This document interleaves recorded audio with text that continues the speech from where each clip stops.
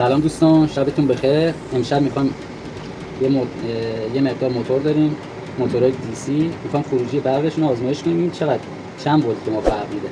الان موتوری که اینجا داریم یه موتور ضبطای به قول معروف ماشین قدیمی که موتورهای خیلی کوچیکی داره.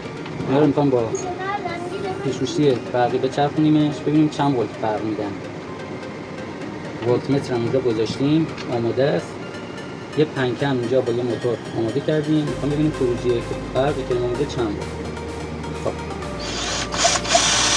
این الان تقریبا 0.3 ولت ما برق میده. خب جون نداشت اینو روشنش کنیم. حالا میریم برای موتور بعدی. این موتور رو میذاریم کنار. یه موتور دیگه است میاریم. بذار ببینیم این چطوره.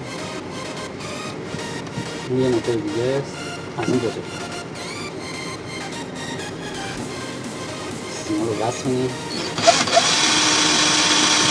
اینم تقریبا همونه 0.3 ولت. اینم توان نداشت که آلمیچر کوچولوی ما رو روشن کنیم. خب اینم میذاریم کنار. میریم برای آلمیچر بعدی. اینم آلمیچر باز همون ضبطای قدیمی 12 ولت برای ماشین.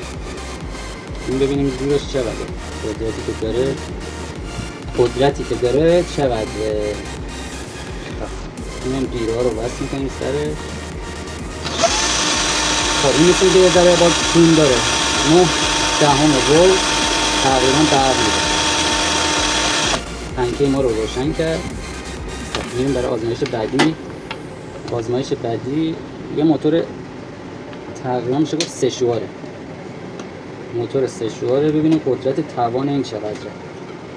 اینم بهش گیرها رو وصل میکنیم. اینم تقریبا 8 ولت 9 ولت تقریبا با همون قبلی یکیه. ما اینجا تقریبا دوتا توی این شد ولتاشون یکی. خب میریم برای بعدی. این باز یه مقدار بزرگتر از اینه. اینو آزمایش میکنیم ببینیم چقدر خروجی برقشه. هدف از این کارا اینه که ببینیم هر آلمیچر باشه توانی. خب این تقریبا 1 ولت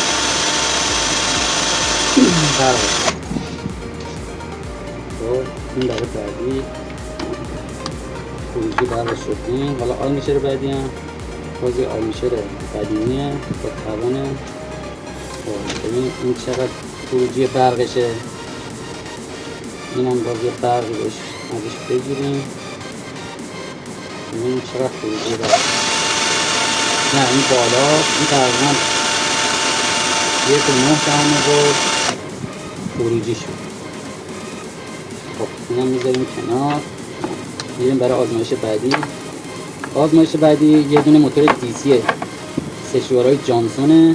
موتور خیلی خوبیه. حالا ببینیم قدرت این چقدره، خروجی برقش چقدره، آیا قدرت زیادی داره. این اصلا این سیستم کار نکرد. اینا رو همه من قبلا آزمایش موتور همه سالمه. فقط میخوام این توان خروجی چقدره. اینم باز یه موتور دیسی 12 ولت با دور بالا. ببینیم این توانش چقدره. انشالله این یکی سربلندمون کنه یه ذره جون داشته. اینم تقریبا 6 ولت خروجی برقشه. این موتور دورش خیلی بالاست. یعنی برقی که بهش بدی 12 ولت خیلی دور بالایی داره، ولی خب از این طرف نمیشه زیاد ازش برق گرفت. این موتور هم باز یه موتور 24 ولت 48 ولت دیسیه. این هم یه موتور خارجیه، هم یا آلمانی یا آمریکایی. این موتور خیلی قدریه توی دستگاهی که کار شده، ولی خب می‌خوایم باز خروجی برق این چیه. این خروجی برقش باید نظر باید نمیشه. اینم تقریبا 3 ولت 3.2 ولت برق میده. اینم موتور خوبیه، هم کیفیتش هم از این موتورهای بولبولینگیه. شفتایی که هست شفتای بولبولینگی درش گذاشتم. خب میریم برای موتور بعدی. این موتور اینم موتور فکر می‌کنم از لوازمات سشوار باشه، سشوارهای صنعتی.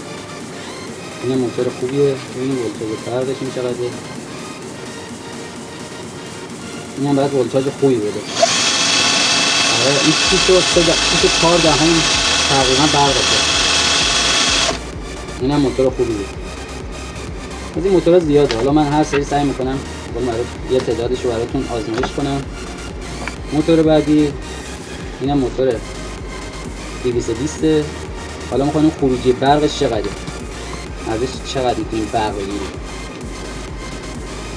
این آزمایش‌ها رو من گذاشتم که اون رو بچه‌هایی که دوست دارن این حرفه رو دنبال کنن. این هم 4 دهم تقریبا 4 ولت برق میده. 4 میده.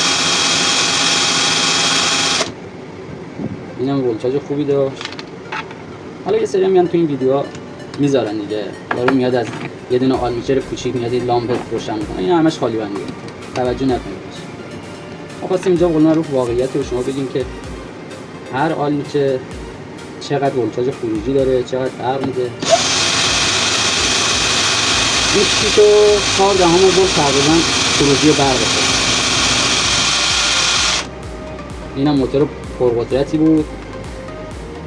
اینم موتور دیسی بود، 240 ولت، یعنی 220 ولت شرطه.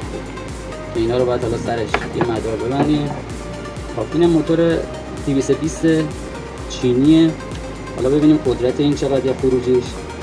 اینم باید خروجی خوبی داشته باشه. اینو مثلا برای ویبرایی که استفاده میکنم، ویبرای خونگی برای اون هست.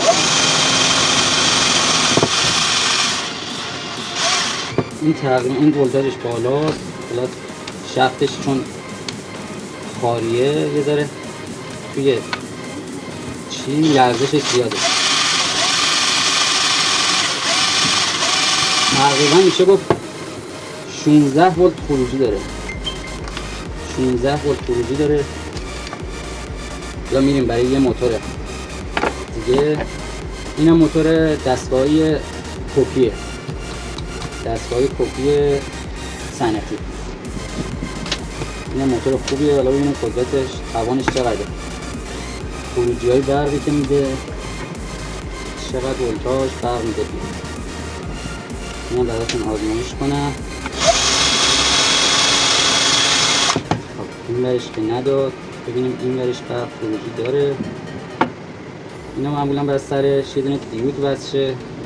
حالا من همینجوری مستقیم ازش برق میگیرم ببینم. نه این خروجی نداشت.